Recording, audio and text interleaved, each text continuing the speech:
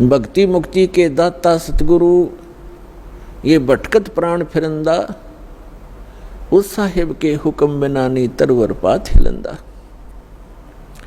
उस परमात्मा कबीर भगवान की, अल्लाह अकबर की, उस महान परमेश्वर की आपके ऊपर असीम रजा है और आप युगों युगों के बहुत पुण्यकर्मी प्राणी हो,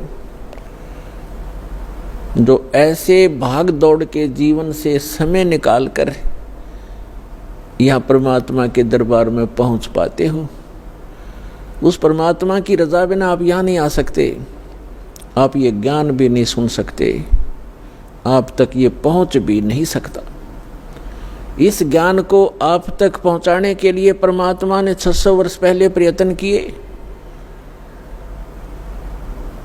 और उन दुष्ट लोगों ने, स्वार्थी नकली गुरुओं ने अपनी रोजी रोटी को उत्तम मानते हुए, प्रथम मानकर अपने स्वार्थ को प्रधान मानते हुए कबीर भगवान उस धानक रूप जुलाहे को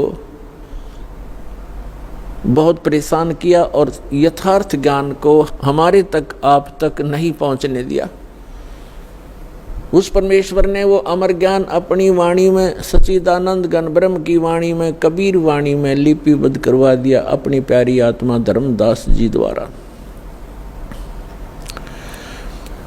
अब उस ज्ञान को, परमात्मा के उस विधान को, जो 600 वर्ष पहले परमेश्वर अपने द्वारा रची हुई सृष्टि की जानकारी, और हम कौन हैं, कहाँ से आए हैं, यहाँ क्यों दुखी हो रहे हैं, ये जन्म और मृत्यु का कारण क्या है, ये सब कुछ उसमें बताना चाहते थे।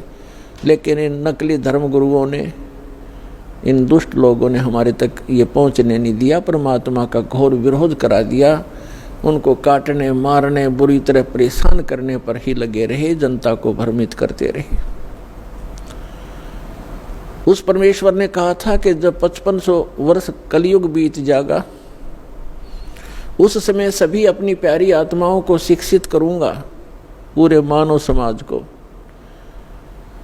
और सदग्रंथों को। ये सभी धर्म के धर्मी अपने धर्म ग्रंथों को सच मानते, और जिन गुरुओं को हम शास्त्र विज मानते थे, वो अपने ही सदग्रंथों से अनभिज्ञ थे, अपरिचित थे, अज्ञानी थे, और हम उनको केवल संस्कृत भाषा जानने के कारण उन पर विश्वास किया करते थे कि सभी सदग्रंथ संस्कृत भाषा में हैं, और ये हमारे हिंदू धर्म गुरु संस्कृत भाषा पढ़े हैं, इन्होंने सदग्रंथों को ठीक ठीक जाना होगा, ये सही बता रहे।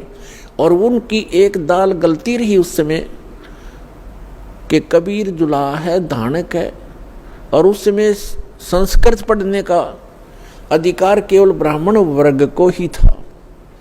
इसलिए आम आदमी को यह शंका नहीं बनी, ये विश्वास बना नहीं, ये शंका बनी रही कि कबीर जी अशिक्षित हैं, परमेश्वर कबीर जी अशिक्षित हैं, ये झूठ ही बोल रहे होंगे सदग्रंथों के बारे में, क्योंकि सदग्रंथ हमारे पवित्र वेद, पवित्र श्रीमद् भगवद गीता, पवित्र पुराण आदि आदि ये संस्कृत भाषा में लिपिबद्ध हैं। तो परमात्मा ने ये समय निर्धारित किया था, अपनी प्यारी आत्मा धर्मदास जी से बताया था। और धर्मदास जी ने जब पूछा, परमात्मा आज तो बहुत ही धार्मिक व्यक्ति हैं, इनके अंदर धार्मिकता है, बुराइयों की भी त्रुटि है, यानी कमी है, बुराइयां भी कम है, न्यून है, और 5500 वर्ष जब कलयुग बीतेगा, यानी आज से लगभग 600 वर्ष पश्चात, तो और आप बताते हो कलयुग में मानव की वृत्ति बहुत गिर जाएगी, इनके विचार मलिन हो जाएंगे, चरित्र ठीक रहे नहीं, अविश्वासी कृत घनी बन जाएंगे, तो तब कैसे समझाओगे मेरे मालिक। तब परमेश्वर ने कहा था कि उस समय सबसे पहले मैं इनको शिक्षित करवाऊंगा। परमात्मा कबीर जी कहते हैं, ये सब खेल हमारे किए, हमसे मिले सो निश्चय जिए। और फिर जब ये शिक्षित हो जाएंगे तब अपना दास भेजूंगा। तब तो कहा था मैं स्वयं जाऊंगा और उन सदग्रंथों के गूढ़ रहस्यों को जन साधारण को बताऊंगा, लेकिन स्वयं नहीं आए तो दास भेज दिया पुण्यात्माओं उस परम पिता ने।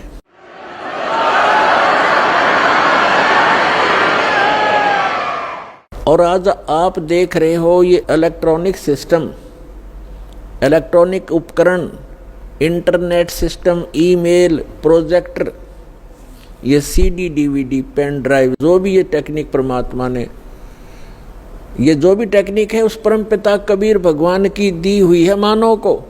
ये मानव सत्र की सोच नहीं, ये सत्कर मान लेना।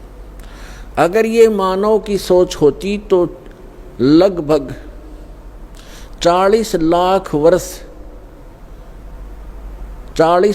वर्ष तो इस चतुर्युगी के बीत गए हैं और आज तक ये टेक्निक उपलब्ध नहीं हुई, मानव नहीं खोज सका। ये परमात्मा ने कलयुग इसलिए नाम रखा इसका कि इसमें मशीनरी युग होगा, टेक्निक इसके अंदर परमात्मा अपने बच्चों को देंगे। और उसका मूल उद्देश्य ये है कि इस तत्व ज्ञान को जो 600 वर्ष पहले परमात्मा कबीर जी बताना चाहते थे, आज घर बैठे अपने बच्चों को इन टीवी के माध्यम से, इंटरनेट के माध्यम से, ये जो यूट्यूब आदि बन गए हैं, इनके माध्यम से घर बैठे ये अमृत ज्ञान बताऊंगा और तब ये समझ जाएंगे और मेरे पास आ जाएंगे, अपना कल्याण करवा लेंगे। तो ये सारा कुछ जो उपकरण बनवाए हैं परमात्मा ने, ये इसलिए दिए हैं, उस परमात्मा गॉड गिवन ये माइंड है, जीव का अपना सतर की सोच नहीं है, ना ये बना सकता है।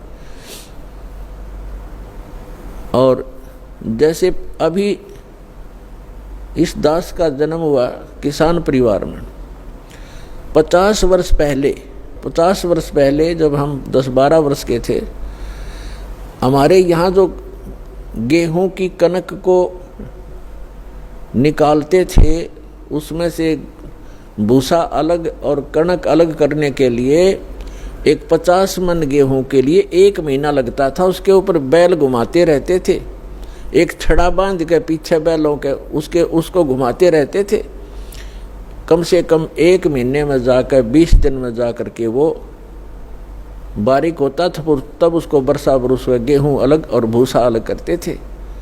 ऐसी टेक्निक थी उस समय। और उससे पहले तो और उस हमारे समय में तो ऐसे घुमाने वाली चारा काटने की मशीन हाथ से घुमाने वाली लग गई थी, जिसने गंडासा कहते हैं। और उससे पहले हमने देखे हमारे दादाजी हाथ से ऐसे काटा करते थे, ऐसे। और पीछे जाओगे तो क्या होगा? तो कहने का भाव ये है कि जो आज टेक्निक प्राप्त है ये गॉड कबीर गिवन है, ताकि आप अपने सदग्रंथों को इन प्रोजेक्टर और डीवीडी के माध्यम से रूबरू देख सकें, आंखों देख सकें, फिर मिला सकें अपने। आपके घर उपलब्ध होती हैं ये सभी सदग्रंथ।